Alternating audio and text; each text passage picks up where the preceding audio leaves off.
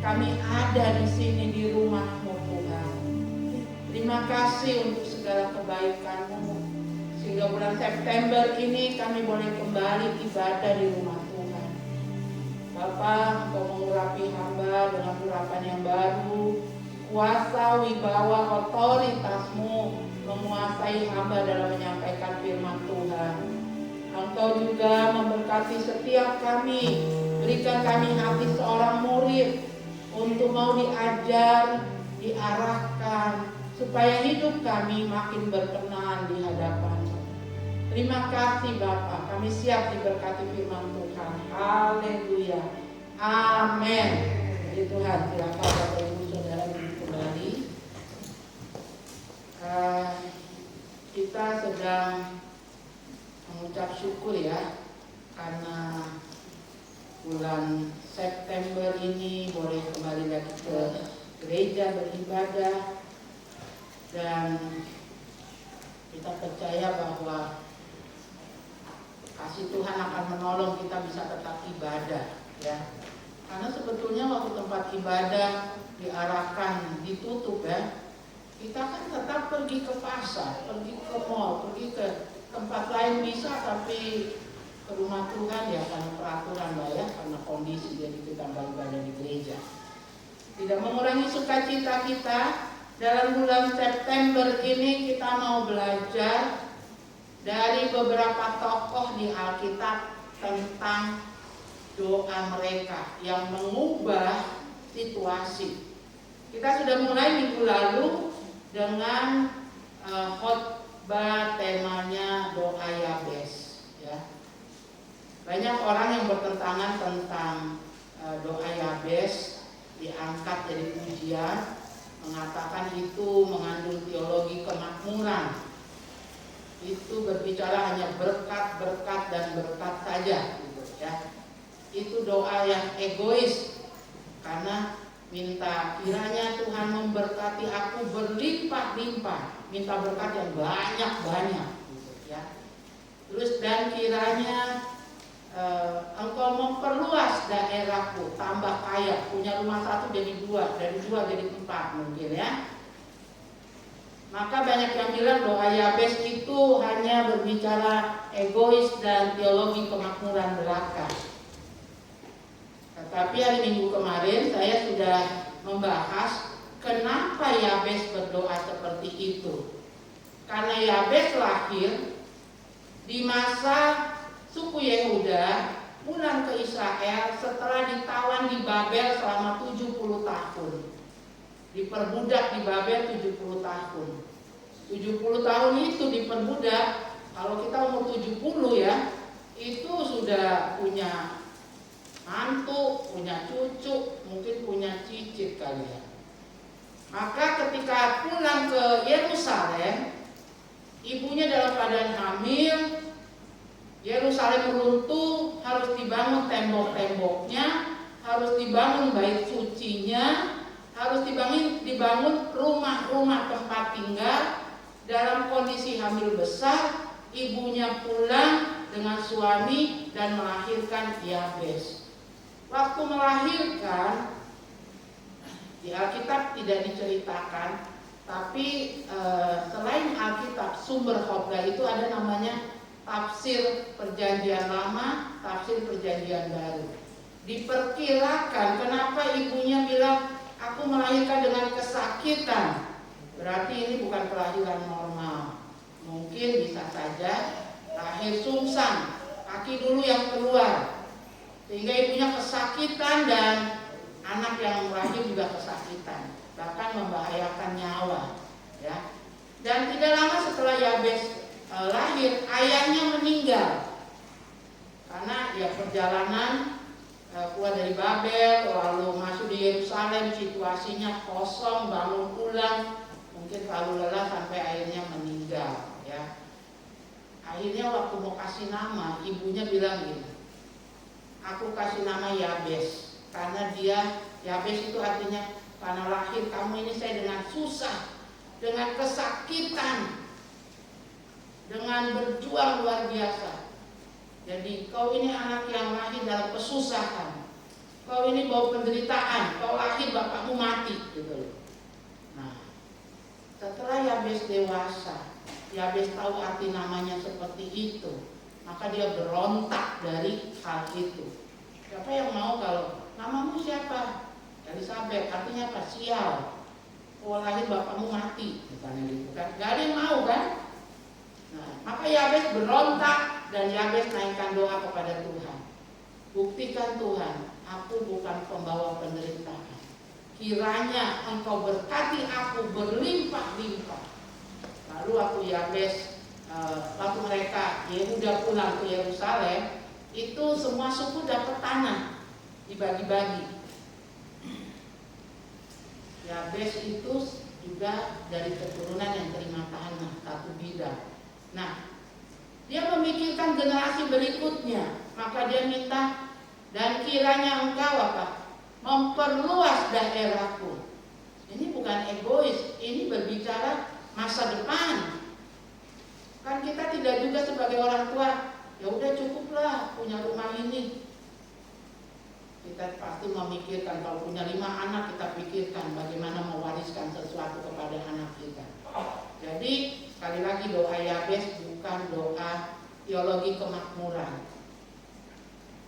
Di dalam doanya juga dikatakan, biarlah Tuhan menjauhkan aku dari apa? Kesakitan, dari malapetaka. Siapa yang mau hidup dalam penjajahan 70 tahun di Babel, mengalami kesakitan, bahkan kematian?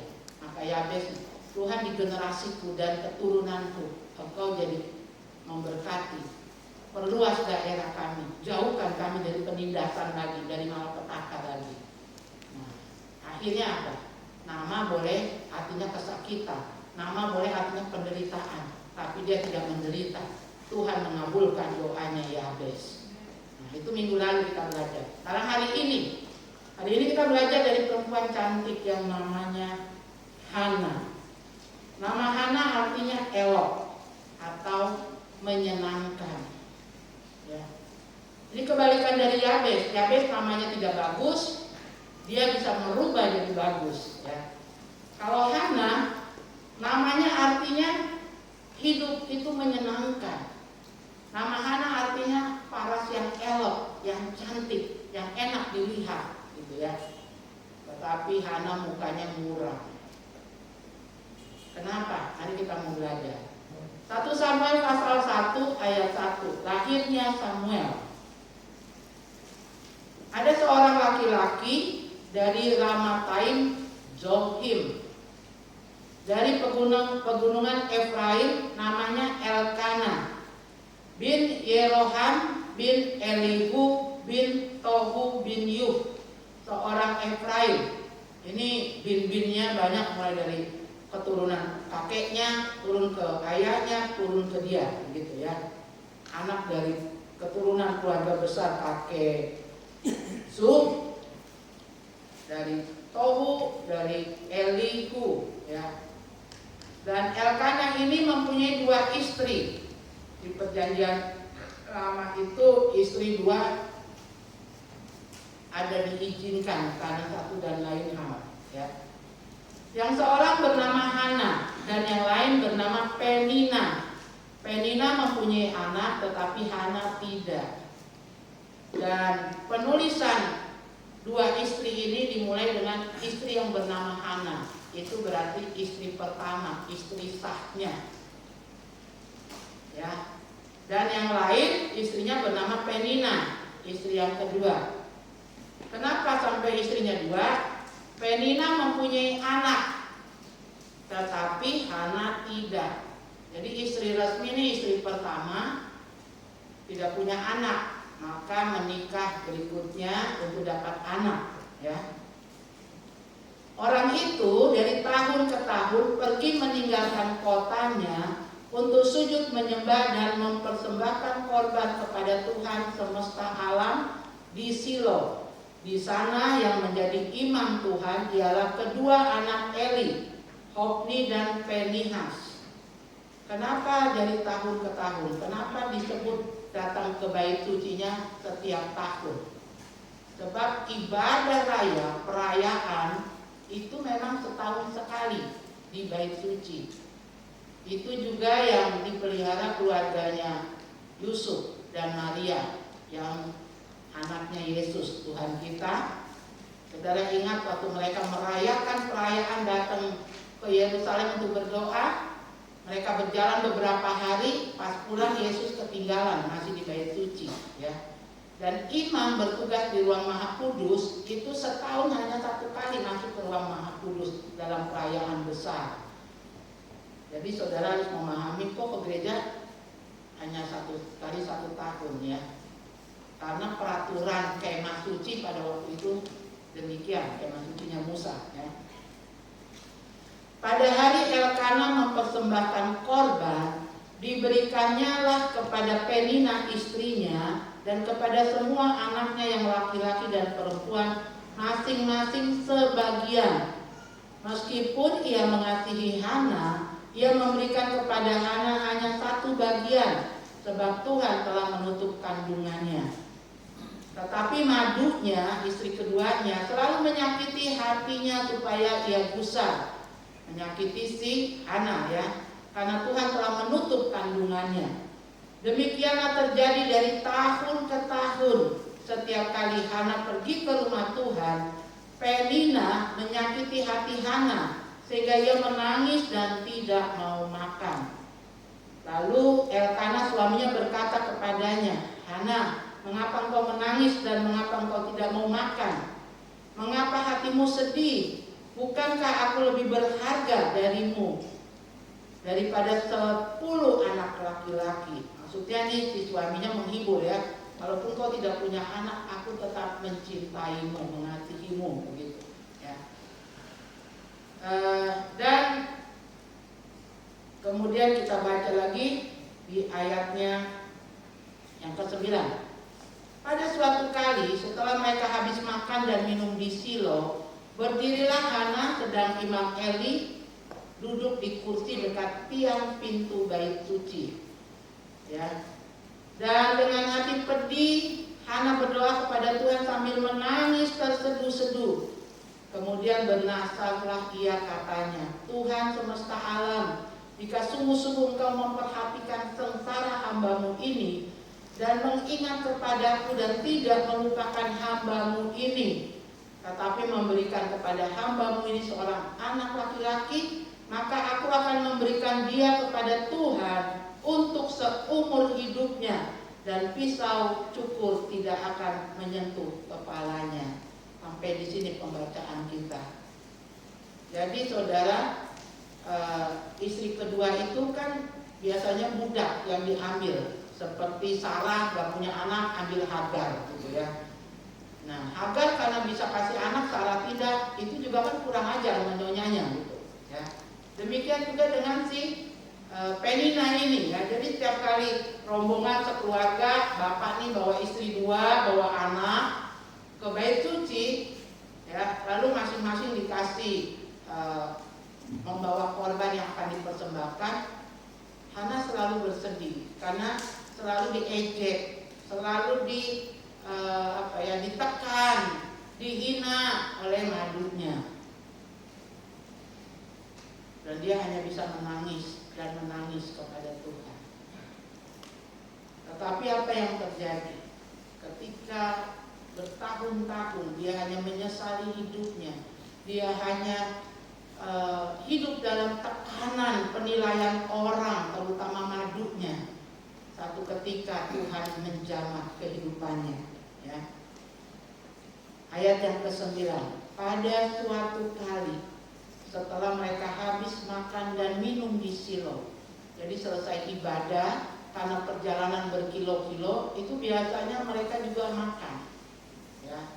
Baru setelah itu pulang ke kampung masing-masing. Nah, pada saat sudah selesai ibadah, sudah habis makan dan minum, berdirilah Hana. Kata berdiri di sini dalam terjemahan aslinya artinya dia sadar akan keberadaannya dan dia bangkit dari keberadaannya. Ini sikap iman, ya. Berdirilah Hana dan dia masuk ke bait suci sendirian. Ini udah selesai ibadah, saudara. Lalu dia berdoa seperti tadi saya baca, kalau Tuhan memperhatikan air mataku dan memberikan anak laki-laki, anak itu akan kupersembahkan kepada Tuhan. Bertahun-tahun dia hanya berdoa, aku dihina, gak bisa melahirkan anak. Aku malu dicerca lingkungan di sekitarku. Tiap kali datang membawa korban, dia rasa dia terpuruk sendirian. Sementara Penina dengan anak-anaknya. Bahkan mungkin bisa saja dia mengatakan, kenapa kau buat aku istri sah malah gak punya anak Tuhan. Tetapi hari itu ketika Tuhan jamah kehidupannya, dia berdiri. Dia tidak mau pulang dari Silo. Dia tidak mau pulang dari Bait Suci. Tidak dapat sesuatu. Hakikat dari ibadah, mujizat dari Tuhan. Maka ketika udah selesai ibadah, udah perjamuan kasih, makan, mau pulang, dia justru masuk. Ya. Dan gembala Imam Eli udah selesai tugasnya dari ruang Maha Kudus, sudah ada berdiri di satu tiang. Dia juga udah selesai tugasnya, ibadah udah selesai. Lalu Imam Eli lihat perempuan ini masuk, dia bicara, komat kami mulutnya tidak bersuara. Ya. Imam Eli perhatikan, aneh dong, ibadah sudah selesai, ada orang masuk berdoa, tidak bersuara, hanya bibirnya bergerak. Lalu Imam Eli tanya, apakah engkau mabuk anggur? Dikira dia mabuk, begitu kan?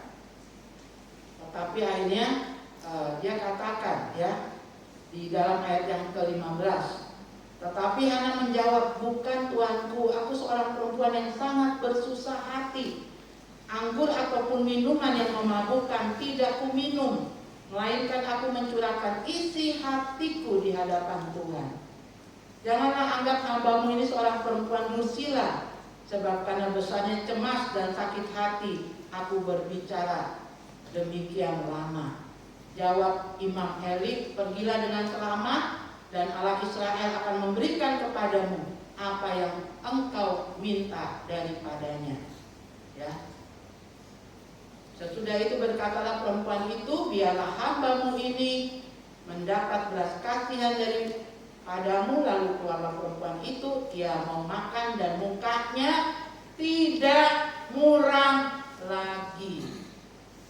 Mari kita mau belajar dari tokoh Hana. Nama Hana itu lihat di warta jemaat, artinya elok. Elok itu cantik, enak dilihat wajahnya. Kalau dia perempuan, nggak usah pakai kosmetik, dia udah glowing. Ya, ada pancaran yang luar biasa, elok. Dan nama lain artinya menyenangkan. Jadi hidupnya harus menyenangkan, bukan justru seperti kondisi yang dia alami. Ya, muka muram, hidup tertekan, rasa terhina. Nah, ini yang Tuhan mau kembalikan sesuai dengan namanya. Ya. Seringkali kita juga sama seperti Hana. Kita berdoa belum dijawab Tuhan. Kita nuntut Tuhan pengen cepat-cepat. Padahal Tuhan itu tidak pernah terlalu cepat dan tidak pernah terlambat. Pertolongannya selalu indah pada waktunya Tuhan, bukan waktunya kita. Ya. Kadang malah kita juga seperti Hana, bertahun-tahun mungkin sudah kecewa, ya, putus asa.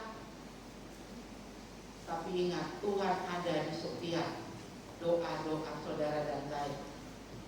Yang bagus dari Hana untuk saudara dan saya pelajari adalah bagaimana dia bangkit berdiri dari pemahaman yang salah, dari tekanan kehidupan yang dia alami. Yang pertama, Hana meminta anak laki-laki, tetapi bukan lagi untuk mengangkat harga dirinya, melainkan untuk memberikannya kepada Tuhan. Kenapa doanya gak dijawab? Karena doanya hanya cuma nangis. Aku perempuan yang sial, aku perempuan yang tidak bisa hamil, aku mandul, aku dihina orang. Aku terus. Tetapi ketika dia sadar ibadah selesai, dia tidak mau pulang dengan sia-sia. Dia masuk ke rumah ibadah. Dia bangkit dari doa yang salah. Tuhan, kalau kau berikan anak laki-laki, aku akan kembalikan. Aku berikan sepenuhnya dia, seumur hidupnya. Jadi imam di rumah Tuhan. Kenapa dibilang tidak mencukur rambutnya? Itu persyaratan menjadi imam, ya. Seperti Eli gitu. Aku akan kembalikan.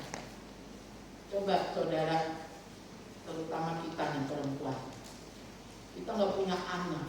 Kebutuhan kita untuk diterima masyarakat, apalagi suku-suku tertentu, ya, masih melihat kalau punya menantu perempuan tidak bisa kasih keturunan, itu kayaknya kita salah sekali gitu ya.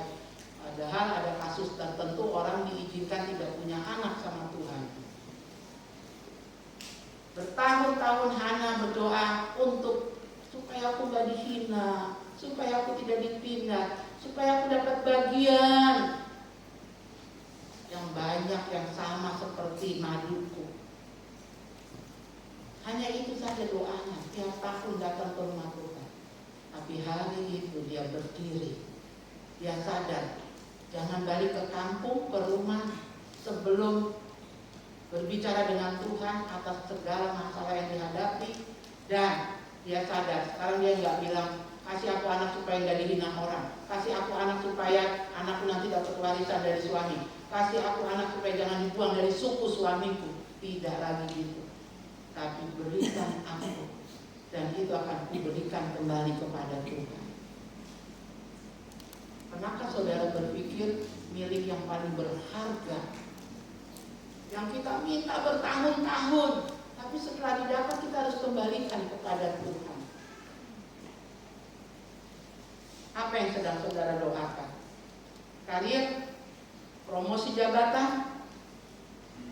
Kalau itu dikasih sama Tuhan, bisakah saudara kembalikan kepada Tuhan seperti Hana?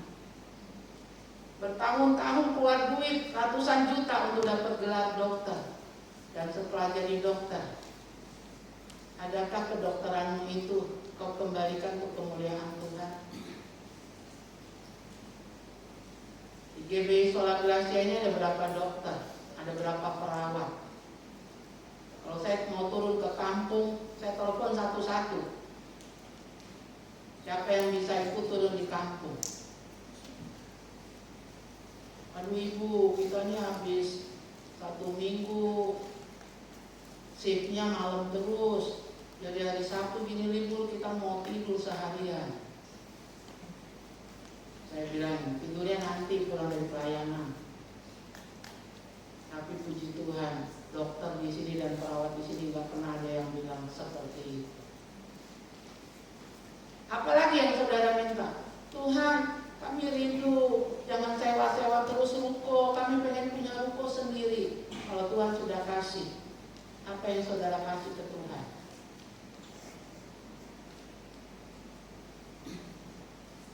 Tuhan, saya pengen dapat jodoh. Kalau sudah dapat jodoh, apa yang kau kembalikan untuk Tuhan? Jangan gara-gara si jodoh ini sekarang kau nggak boleh pelayanan, karena kau sudah suami saya.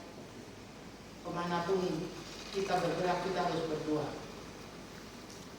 Terus suaminya bilang, kamu tuh jodoh yang didoakan loh, gembala doakan, teman-teman pelayanan doakan. Sekarang Tuhan kirim kamu buat saya, jangan jadi penghalang untuk saya pelayanan. Bilang kau lapor ibu gembala, sekarang saya sudah suami orang, tanggung jawab saya besar. Harus antar istri ke salon, harus antar istri ke pasar, harus antar istri ke sini. Ya saya mau kasih tahu ya, jodoh yang kayak gitu itu bisa diambil lagi sama Tuhan. Saudara punya anak, menikah 1 tahun, 2 tahun, 3 tahun belum dikasih anak, minta anak. Kalau Tuhan sudah kasih anak, apa yang saudara mau berikan, kembalikan untuk Tuhan?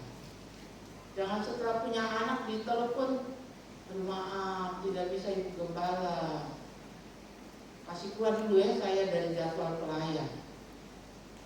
Kalau mau itu diambil lagi anak sama Tuhan. Kemarin istrinya Bapak Jeffrey, Dokter Claudia itu anaknya belum 2 tahun. kau atur bagaimana supaya kau bisa ikut turun ke kampung pelayanan. Kau bisa ibu, biar Arti anak saya sama neneknya, karena biasa kalau saya kerja juga sama neneknya. Neneknya pendoa di gereja kita, Ibu Markus Seda. Ada papanya juga. Kita pelayanan dari jam berangkat setengah 9, pulang hampir jam 3 sore. Ketika kita berdoa minta sesuatu dan Tuhan kasih, apa rasa terima kasih kita kepada Tuhan? Hana mengajar kebutuhannya adalah anak. Waktu Tuhan kasih itu anak, itu bukan buat saya. Maka di ayat selanjutnya, saudara lihat, kita naik ya ke ayat yang ke-24. Akhirnya dia hamil, akhirnya dia melahirkan, dia menyusui anaknya. Ayat 24. Setelah perempuan itu menyapi anaknya, dibawanyalah dia dengan seekor lembu jantan yang berumur 3 tahun, 1 eva tepung dan sebuyung anggur, lalu diantarkannya ke dalam rumah Tuhan di Silo. Waktu itu masih kecil betul anak-anak itu. Setelah mereka menyembelih lembu, mereka mengantarkan anak-anak itu kepada Eli. Lalu kata perempuan ini, kata Hana, mohon bicara Tuanku, demi Tuanku hidup, akulah perempuan yang dahulu berdiri di sini dekat Tuanku untuk berdoa kepada Tuhan. Untuk mendapat anak inilah, ya tunjuk anaknya, aku berdoa. Dan Tuhan telah memberikan kepadaku apa yang kuminta daripadanya. Maka aku pun menyerahkan kepada Tuhan. Seumur hidup terserahlah. Samuel ini anaknya kiranya diserahkan semua kepada Tuhan. Lalu sujudlah mereka di sana menyembah kepada Tuhan. Nah, kalau saudara sudah bernasar ya, Tuhan kalau dapat pekerjaan, Tuhan kalau dapat jodoh, Tuhan kalau dipromosikan, Tuhan kalau ini kan kalau Tuhan kasih, kalau enggak ya saya enggak kasih. Bahkan ketika belum dikasih pun Hana itu sudah mengalami perubahan ya. Mukanya tidak muram. Padahal belum dijawab doanya. Kita kembali ya ketika dia selesai berdoa di ayat yang keberapa tadi? Di ayat yang ke-18. Sesudah itu berkatalah perempuan itu, biarlah hambamu ini mendapat belas kasihan daripadamu. Lalu keluarlah Hana, keluarlah perempuan itu, ia mau makan dan mukanya tidak muram lagi ya. Meskipun doanya belum dijawab, tapi dia yakin Tuhan menjawab doanya. Dia sekarang sudah kembali, mukanya elok, mukanya berseri-seri. Dia sekarang sudah kembali pada kondisi hidup itu adalah yang menyenangkan. Hidup itu adalah bergairah karena Tuhan dalam kehidupannya. Jadi jangan mendikte Tuhan. Tuhan harus cepat jawab. Tuhan itu nggak terburu-buru, tapi juga tidak pernah terlambat. Dia menjawab indah pada waktunya. Dan doamu, doa kita jangan hanya untuk saya, untuk kita, untuk kita. Apa yang kita ekspresikan pada saat. Jadi jangan nantang Tuhan. Kalau Tuhan kasih, tapi pada saat Tuhan memberi apa yang dinaikkan dalam doa. Aku memberikan yang jadi bagian Tuhan. Dia bukan cuma memberikan yang berharga. Ada korban syukur. Selain Samuel diserahkan ke rumah Tuhan, dia bawa sapi, dia bawa tepung seeva, dia bawa anggur sebuyung. Ini korban syukur yang dia bawa. Selain dia memenuhi nazarnya kepada Tuhan. Nazar yang gak dipenuhi itu Nasariku, Nasarudin, suaminya Nia dan Yati. Kalau nazar kepada Tuhan harus dipenuhi. Banyak orang loh yang pokoknya Ibu Gembala berdoa. Saya tidak akan lupa nanti begitu. Ini keluar ada yang saya kasih. Jangan. Saya pendeta manusia loh. Saya bisa mengharap-harap Tuhan. Akhirnya motivasi doa saya pun Tuhan kasih yang dia minta karena dia mau ngasih Tuhan. Saudara cukup bicara sama Tuhan. Dan kalau sudah dapat berikan itu kepada Tuhan. Karena kalau kita bernazar tidak dipenuhi, kita bisa mati, saudara. Ananias dan Safira itu mohon-mohon dukungan doa jual tanah. Nanti kalau tanah laku, saya bawa Tuhan yang jadi bagian Tuhan. Ditanya sama imam, berapa harga tanahnya? Dia ngebohong. Akhirnya apa? Dia mati di dalam rumah Tuhan, langsung jatuh tersungkur. Mungkin sekarang kita tidak mati secara fisik, beda dengan perjanjian lama, ya.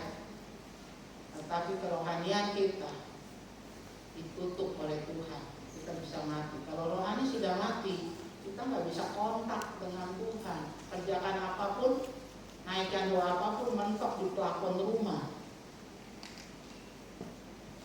Jadi jangan gampang berjanji sama Tuhan, ya. Nanti malaikat nyanyi di tanah dengan Tuhan. Kau yang berjanji, kau yang mengingkari. Terus ditempeleng. Kalau ditempeleng sama malaikat, apa yang terjadi? Herodes itu ditempeleng malaikat langsung apa? Langsung mati. Jadi jangan janji-janji, ya. Jangan janji-janji. Kalau ada niat, jangan juga ngomong sama Ibu Gembala. Ibu Gembala, ini mau jual tanah nih. Kalau laku Ibu Gembala, saya ganti keramik gereja itu yang retak-retak, saya ganti dengan granit. Ya. Tunggu-tunggu ini nggak ada kabar, nggak ada berita. Padahal gembala manusia berharap-harap loh. Namanya ada dagingnya kan, gembala ini. Tuhan tolong Tuhan, supaya granit Tuhan. Gereja diganti lantainya dengan granit. Tidak usah janji-janji. Tiba-tiba, tolong tanda tangan Ibu. Apa nih Pak? Granit Bu. Dari siapa ya Pak? Nggak tahu. Ini gereja Sola Gracia kan? Iya betul. Ya Ibu tinggal tanda tangan aja, terima.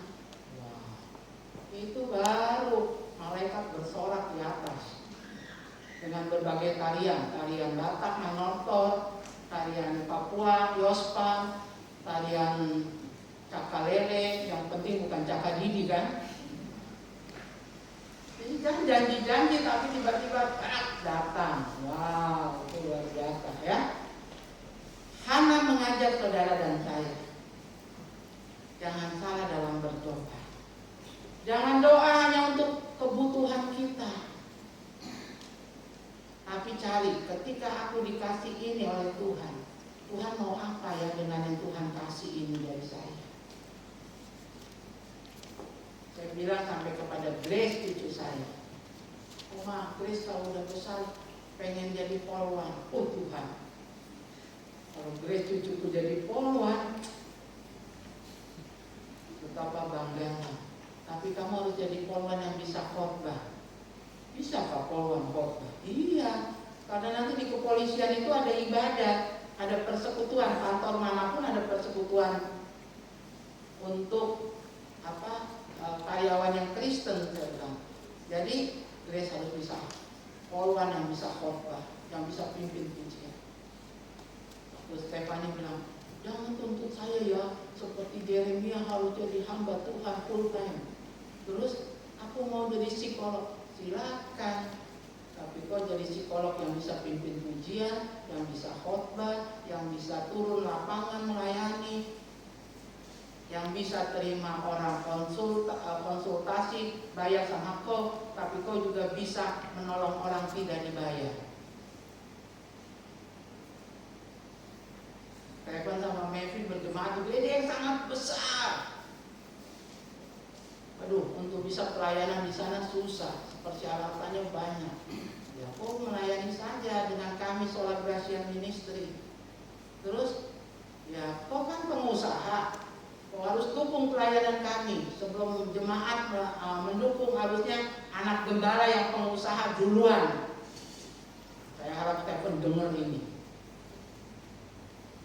Melayani, kita harus memberikan. Kalau Tuhan kasih saya ini, kasih apa? Kebendaankah, keuangankah, gelarkah, titelkah, jabatankah? Kira-kira Tuhan mau apa ya dengan yang aku miliki? Makanya saya paling senang kalau turun kayak kemarin, para dokter ikut, ya. Anak muda ikut. Harus pakai seragam, bayar. Bukan, ayo ikut pelayanan pakai seragam, ini gereja kasih. Udah nggak zamannya begitu. Bisa terima? Halo, bisa terima enggak? Oh, yang jawab cuma separuh. Yang separuh? Saya bersuka cita. Dan saya tidak pernah sadar ketika kita bisa membantu, ya, ketika kita bisa memberi untuk Tuhan. Karena kalau udah memberi, itu sama aja dalam perjanjian lama datang ke rumah Tuhan, bawa korban, dibakar, habis, pulang gak diingat-ingat lagi. Gitu. Makanya Hana bilang, mungkin Imam Eli udah lupa, ya. Hana mengatakan kepada Imam Eli, mohon bicara Tuanku, demi Tuanku hidup, akulah perempuan yang dahulu berdiri di sini dekat Tuanku untuk berdoa kepada Tuhan. Saya jenis pendeta gembala yang tidak pernah mau tahu dengan persembahan saudara. Saya hanya menghimbau memberi. Jadi kalau ada tiba-tiba orang WA saya, maaf ya, 3 bulan, hampir setahun saya ini selama corona tidak pernah kasih perpuluhan. Yuk kah? Emang ibu nggak lihat nama saya nggak pernah ada? Oh, saya tidak pernah perhatikan begitu. Karena saudara datang bawa persembahan seperti ibadah bangsa Israel, taruh di mezbah korban bakaran, dibakar, habis, selesai. Saudara pulang tidak ingat apa yang kau persembahkan. Apalagi saya gembala, saya tidak cari-cari tahu saudara bayar kah tidak, saudara bawa persembahan kah tidak. Bahkan kalau saudara datang nggak punya uang, karena di kursi waktu itu ditaruh amplop, ada banyak amplop yang kosong pun, saya tidak pernah tanya, siapa yang kemarin tidak isi amplopnya, lupa kah? Makanya sekarang saya bilang jangan taruh amplop di kursi-kursi, kasih dari depan. Itu urusan kita sama Tuhan. Tapi saya bangga dengan jemaat di sini. Mengapa? Kemarin kami bisa turun dengan bawa dokter, kasih obat yang sakit. Kita turun kasih layani anak-anak 100 lebih anak. Kita turun sewa speednya saja 1.050.000. Kita turun dengan bawa 30 sak semen. Kita turun dengan bawa batu apung. Dan saya berkomitmen, saya mengajak jemaat di sini, uang pengembangan gereja akan kita berikan untuk menyelesaikan pembangunan. Pembangunan di sana di GBI Sion Putali, bayar tukang diborong, mengerjakan sampai pada cor lantai kasar, plester bagian dalam, ditutup plafon, harus bayar 35 juta. Kemarin kami baru bayar uang muka 5 juta. Dan saya bilang, Tuhan ini kan Tuhan yang punya. Kita sudah mulai Tuhan datang ke sini. Kita selesaikan. Mari Tuhan pakai kami GBI Sola Gracia. Target kita Desember gereja itu bisa dipakai Natalan.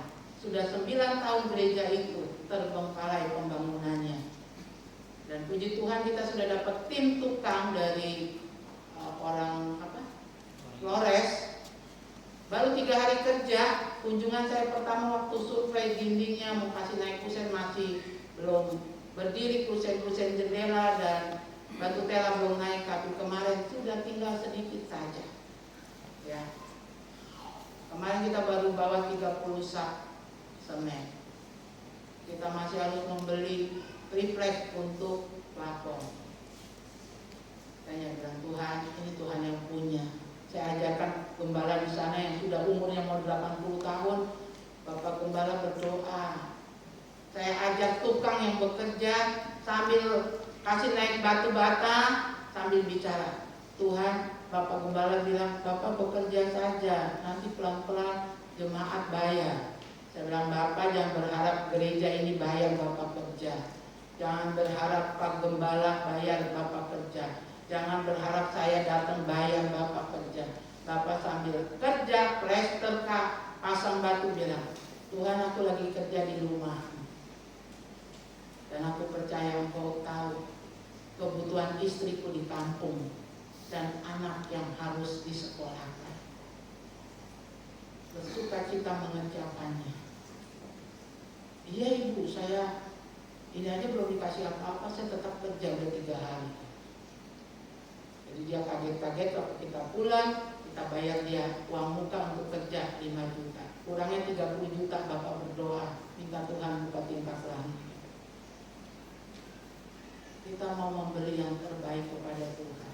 Saya bersyukur jemaat di sini responnya tanggap, yang memberikan kemampuan kedokterannya, yang memberikan mengajar, guru-guru PAUD langsung turun menghadapi anak-anak. Tim doa langsung dengan orang yang habis diperiksa dokter, dikasih obat, tim doa mendoakan mereka. Semua kemarin bergerak. Jemaat yang tidak ikut ke lokasi, dukungan saudara berapapun yang diberikan sangat menopang pelayanan. Itu baru kunjungan tahap pertama. Saya tanya, kira-kira pasang plafon berapa minggu ke depan? Nah, setelah ini saya plester dulu Bu, setelah kusen jendela naik. Bapak berdoa ya supaya pasirnya datang, triplexnya datang. Berharap sama Tuhan.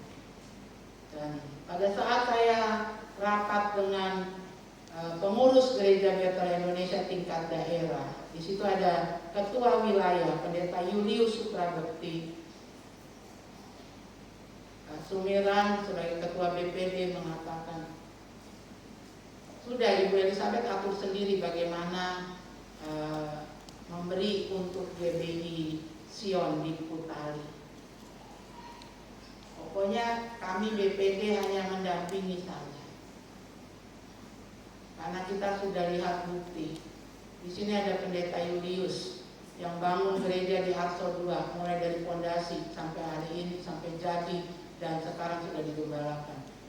Ada Pak Waker, saya tidak pernah ingat apa yang kita kerjakan selama 25 tahun GBI Sola Gracia. Tapi Pak Sumiran menyebut semua.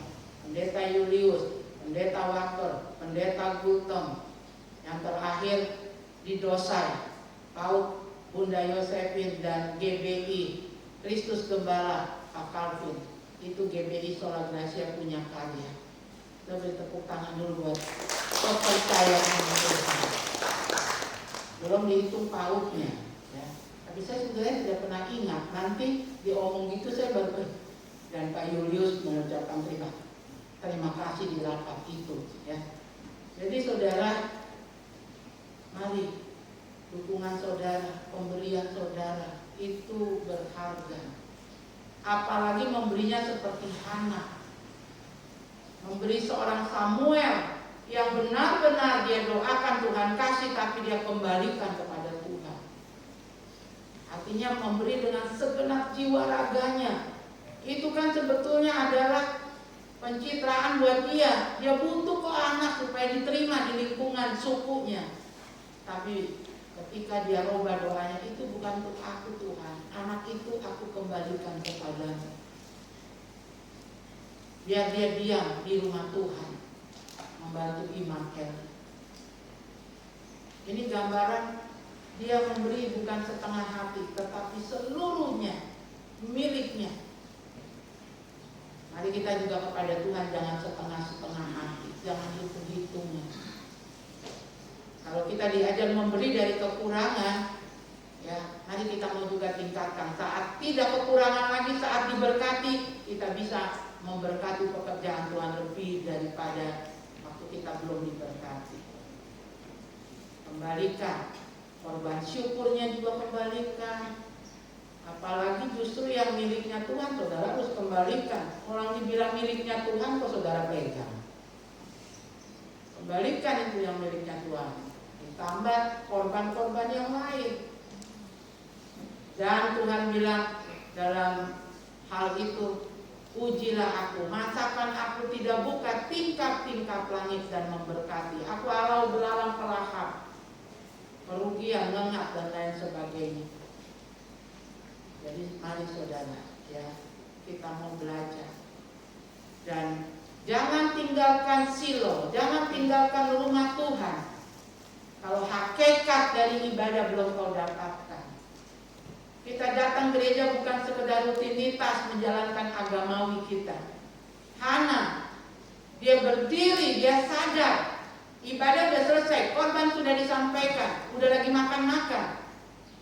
Tetapi kebutuhan jiwanya belum terpenuhi, hakikat dari ibadah itu belum menyentuh hidupnya. Maka dia masuk kembali ke rumah Tuhan. Dia berdoa diulangi lagi. Dan dia pulang, wajahnya sudah tidak muram lagi. Dia berseri-seri. Tuhan sudah kembalikan arti nama Hana elok, arti nama Hana menyenangkan. Dia sudah dapatkan itu.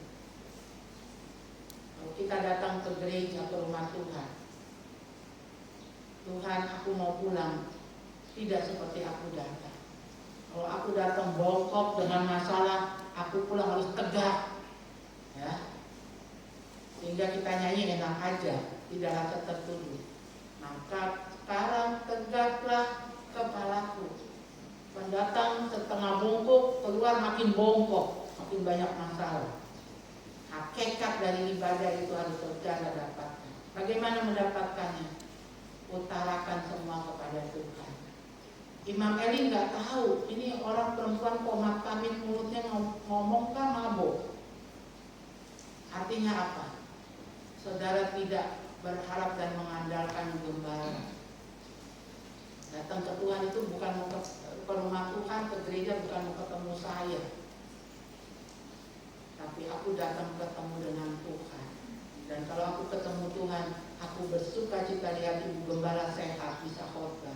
Aku bersuka cita lihat pelayan-pelayan. Dan aku pulang membawa berkah. Amin. Kita tunduk kepala di hadapan Tuhan. Bapak terima kasih. Kami mau belajar dari doanya Hana yang mengubah, bahkan mengembalikan dia sebagaimana namanya. Hari ini kalau ada tekanan-tekanan dari sekeliling kami, sehingga kami jadi down, kami jadi lemah rohani kami Tuhan. Hari ini kami mau berdiri seperti Hana, kami mau bangkit. Kami percaya Tuhan ada di ibadah ini dan Tuhan sedang menjamah setiap kami. Lebih lagi di hadapan kami ada perjamuan kudus. Kami siap menerima perjamuan kudus, bersekutu dengan tubuh dan darah Tuhan. Karena hanya dengan persekutuan tubuh dan darah Tuhan, maka kami bisa kuat. Kami bisa melewati hari-hari ke depan yang makin sulit, yang makin penuh dengan tantangan. Mari saudara kita mau bangkit berdiri, kita mau masuk di dalam perjamuan kudus. Saudara boleh siapkan buka dari kantong plastik yang diberikan, siapkan perjamuan. Apa yang telah kuteruskan kepadamu, telah aku terima dari Tuhan, yaitu bahwa Tuhan Yesus pada malam waktu ia diserahkan mengambil roti. Mari kita angkat hosti dengan tangan kanan tinggi lebih dari kepala, tanda penghormatan.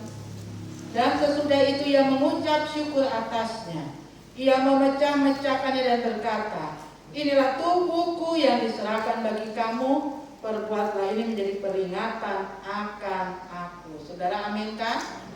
Mari Mari kita pecahkan, kita mau makan dengan penuh rasa hormat kepada tubuh Kristus. Tubuh yang utuh itu dihancurkan lewat cambuk, lewat pukulan, lewat tinju, tendangan, terpecah-pecah untuk pengampunan dosa saudara dan saya. Kita makan, kita terima dengan rasa syukur dan rasa hormat di dalam nama Bapa, Putra dan Roh Kudus, dalam nama Tuhan Yesus Kristus.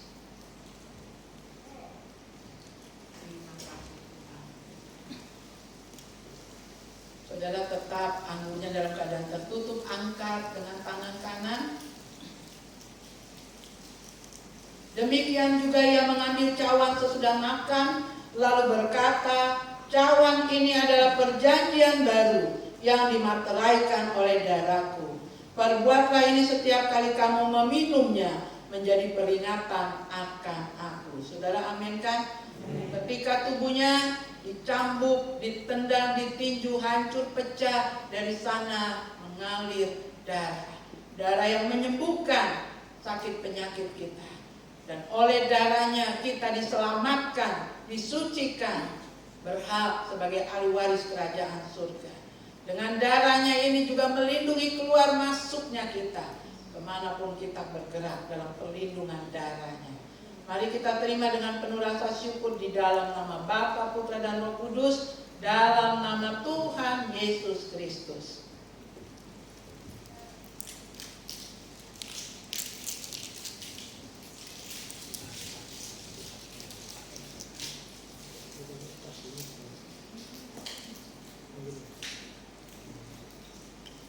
Terima kasih Bapa, terima kasih Tuhan. Terima kasih Tuhan. Terima kasih buat persekutuan dengan tubuh dan darah. Amin. Terima kasih. Saudara yang punya pergumulan, mungkin kau datang seperti Hana ke rumah Tuhan. Bertahun-tahun pergumulan itu menjadi air mata dan tangis kamu. Hari ini taruh tangan kanan di dada. Utarakan pergumulan itu kepada Tuhan. Pergumulan yang mungkin tidak bisa saudara cerita kepada manusia, bahkan kepada gembala saudara sekalipun. Katakan, Tuhan, ini pergumulanku. Aku mau keluar dari rumah Tuhan dengan sukacita. Aku mau keluar dari rumah Tuhan dengan wajah yang berseri-seri, karena hakikat dari ibadah, hakikat dari firman, hakikat dari persekutuan dengan tubuh dan darah menguasai aku Tuhan, mengubah hati dan jiwaku Tuhan. Aku dipenuhi dengan sukacita dari surga. Aku percaya Engkau jawaban dari pergumulan yang kuhadapi Tuhan.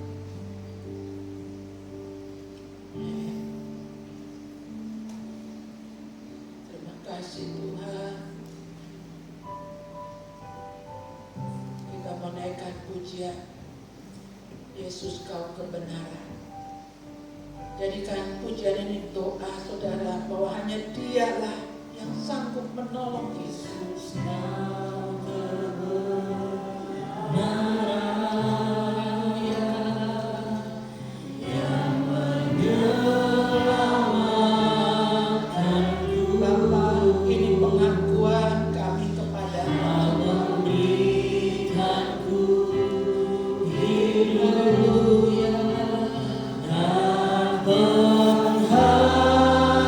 Menggantungkan hidup kami hanya kepadamu Tuhan.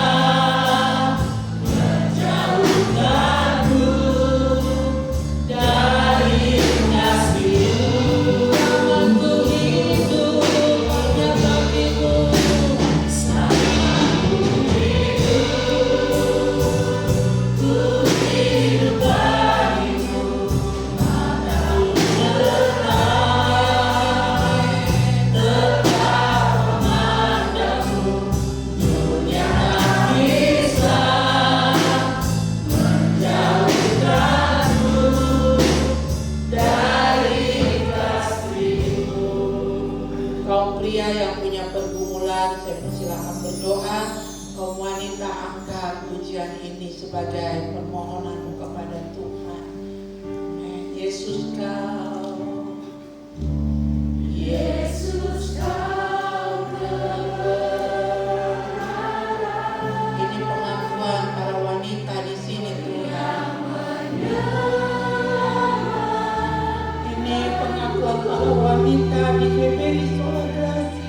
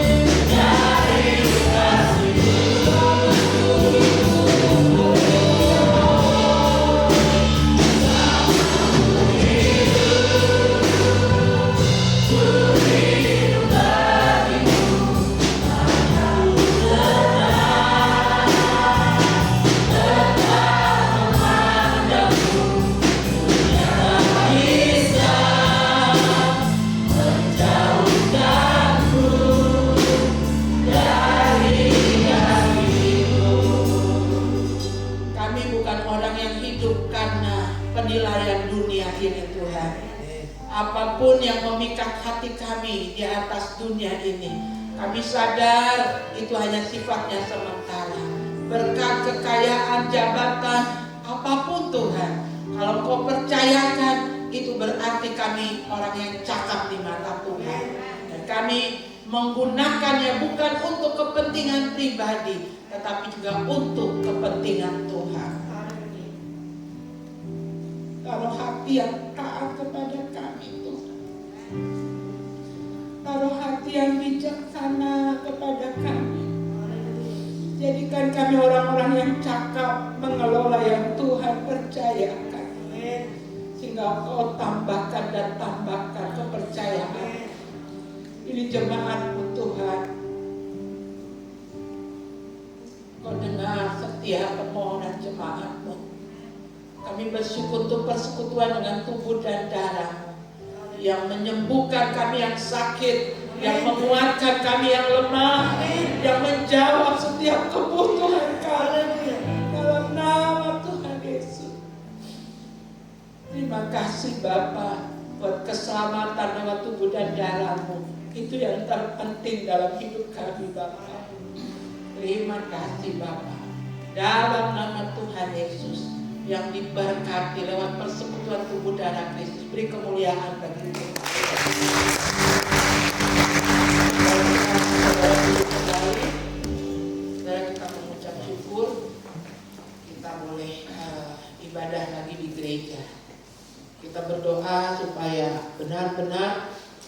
COVID turun, melandai di kota ini, PON bisa terlaksana dengan baik, artinya terlaksana dengan baik, kita bisa hadir ya, karena angka COVID yang terus melandai.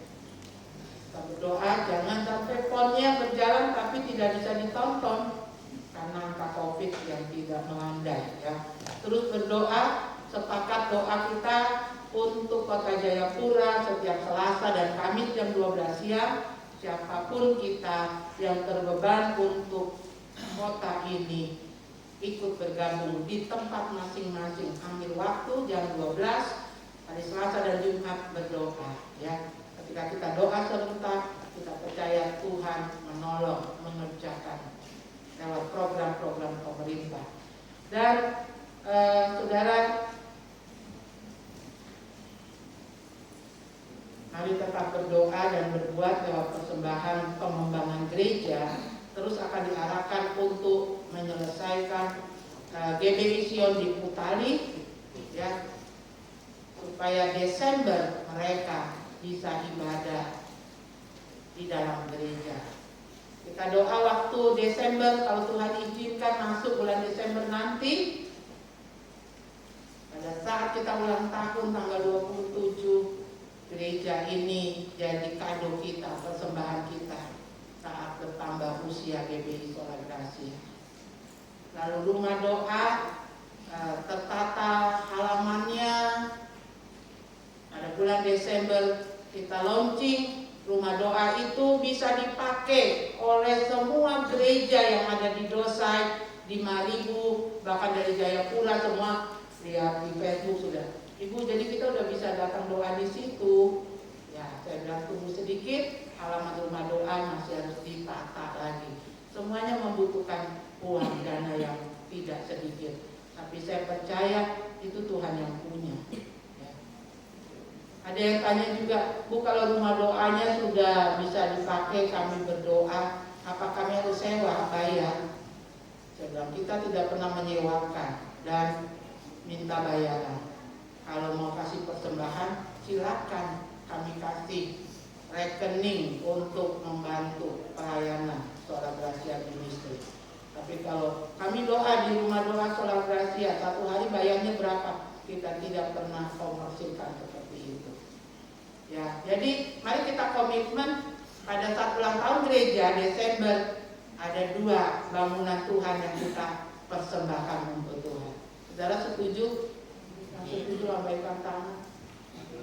Ya, jadi persembahan kita pengembangan gereja kita prioritaskan untuk 2 hal tadi. Ya, itu saja saudara. Terima kasih yang sudah memberi bantuan kemarin sehingga bantuan tahap pertama boleh kita serahkan. Ya.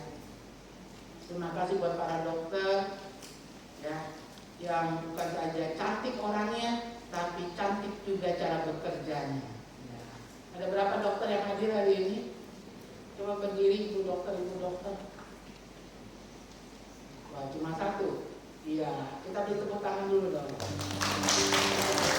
Terima kasih untuk guru-guru PAUD. Coba berdiri guru-guru PAUD. Yang lainnya? Oh, di belakang. Kita beri tepuk tangan dulu buat guru-guru. Untuk tim doa yang kemarin ikut. Oh, semuanya ibadah pagi tadi, Ibu Damaris dan Ibu Maria ya. Dan semua jemaat yang sudah ambil bagian, support dana, kami sangat bersukacita ya. Kami tidak rasa pergi dengan 3 speed, tapi kami merasa pergi dengan berapa ya kalau semua ini ikut? 10? Berapa? 15 sama yang ibadah tadi pagi. Jadi kami walaupun hanya 3 speed, kami merasa semua GBI Sola Gracia kemarin ikut melayani di sana lewat dukungannya. Sekali lagi Tuhan memberkati. Lalu sikap Gereja Bethel Indonesia, kalau di kota di mana Gereja Bethel Indonesia ada dan sudah dinyatakan bisa ibadah di gereja, diminta semua kegiatan ibadah kembali di gereja. Itu sikap Gereja Bethel Indonesia hasil rapat dengan BPH ya. Kehadirannya sesuai dengan aturan di kota kita 50%. Ini kursi biasanya 300 kursi, ini betul-betul sudah kita kurangi. Jadi sudah memenuhi dan tetap memakai aturan protokol kesehatan. Ini jadi gaya hidup kita. Di new normal justru sekarang ya begini gaya hidup kita, kemana pakai masker ya. Jangan harap kapan kita udah nggak pakai masker lagi, kapan kita udah nggak cuci tangan lagi. Biasakan gaya hidup sehat dan bersih ya, itu menguntungkan untuk kita. Jadi ibadah WBI silakan bergabung di gereja. Hanya sekolah minggu mereka masih atur bagaimana untuk sekolah minggu bisa tatap muka, mungkin dibagi gelombang ya, usia TK sendiri, usia kelas 1 sampai kelas 3 sendiri, kelas 4 sampai kelas 6 sendiri. Harinya mungkin berbeda atau jamnya berbeda, masih didiskusikan oleh pengurus sekolah minggu. Ibadah kaum pria sudah lama absen ya karena corona. Mari kita kembali beribadah. Gereja Bethel Indonesia tidak ada departemen kaum pria, tapi itu ada dalam naungan departemen keluarga. Gereja lokal bisa melaksanakan karena kebutuhan.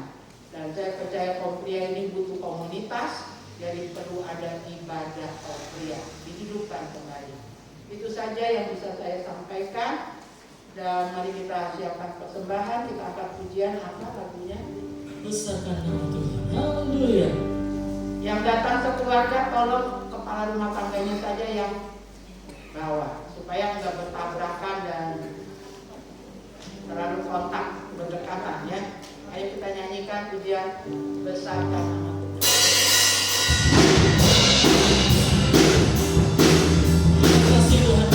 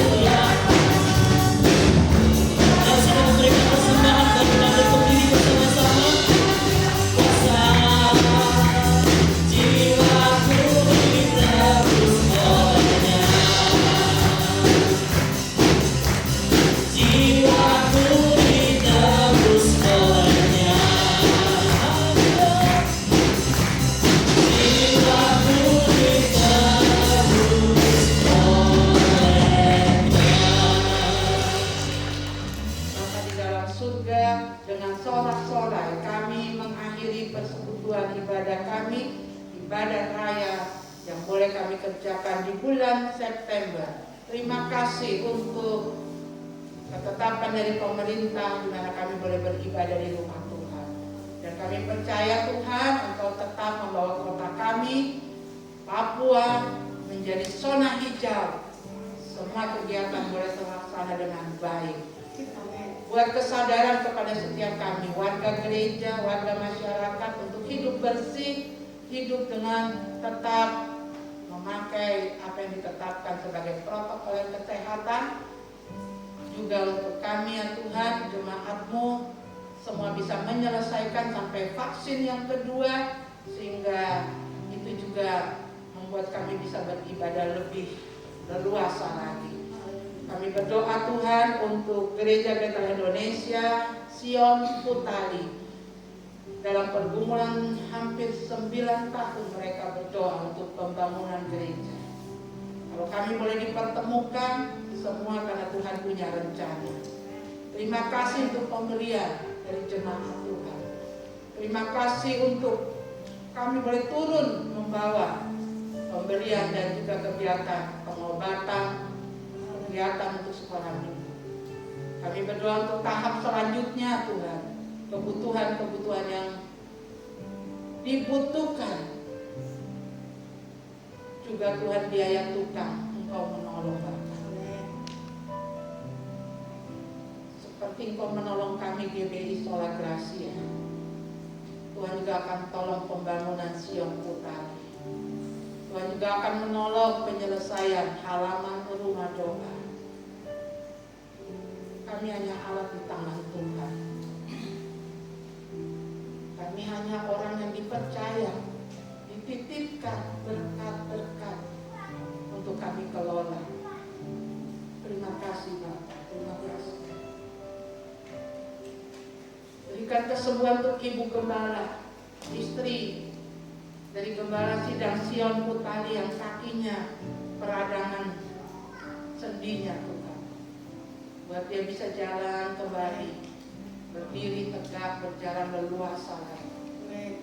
Semua yang sudah menerima pengobatan di kampung kemarin, bukan saja dengan obat yang diberikan, tapi oleh bilur-bilur-Mu disempurnakan kesembuhan itu. Dalam nama Tuhan Yesus. Terima kasih Bapak, terima kasih. Kami berdoa Bapak, juga untuk kota ini, kabupaten, 4 kabupaten penyelenggara pekan olahraga Tuhan. Didukung oleh bupati-bupati, wali kota di provinsi Papua, sehingga penyelenggaraan PON dapat terlaksana. Untuk bungkus kota ini dengan kuasa darah, para tamu-tamu yang hadir dari setiap provinsi di Indonesia. Tuhan tolong, kami tutup pintu masuk untuk bertambahnya angka COVID Tuhan. Walaupun banyak tamu yang hadir, Engkau tetap lindungi kota kami, Kabupaten Sentani, Kabupaten Timika, Merauke penyelenggara Tuhan. Mari Engkau menolong semua. Memberkati Tuhan, pemerintah kota, pemerintah provinsi, juga Bapak Presiden, Wakil Presiden, Kabinet Menterinya. Biarlah dengan berkat Tuhan, semua pembangunan yang sedang dikerjakan di tingkat kota, kabupaten, di provinsi, Engkau menolong. Kebijakan dari Bapak Presiden, Wakil Presiden, Kabinet Menterinya boleh menyentuh semua masyarakat dari Sabang sampai Merauke. Terima kasih Bapak. Kami mengucap syukur untuk kesempatan berbuat, mengembalikan yang Tuhan punya, mendukung pekerjaan Tuhan. Engkau memperhitungkan perbendaharaan yang dibawa jemaat-Mu untuk mendukung semua kegiatan pelayanan yang ada. Terima kasih Bapak. Mari saudara arahkan hidup-Mu kepada Tuhan. Ulang bawalah hakikat dari ibadah yang kita kerjakan. Kasih Allah Bapa melimpah atas saudara dan saya. Kasih Tuhan Yesus Kristus dalam persekutuan Roh Kudusnya mulai dari hari ini sampai Maranatha. Kita angkat pujian, kiranya Kau memberkati. Kiranya Engkau memberkati aku berlimpah-limpah, dan mempermudah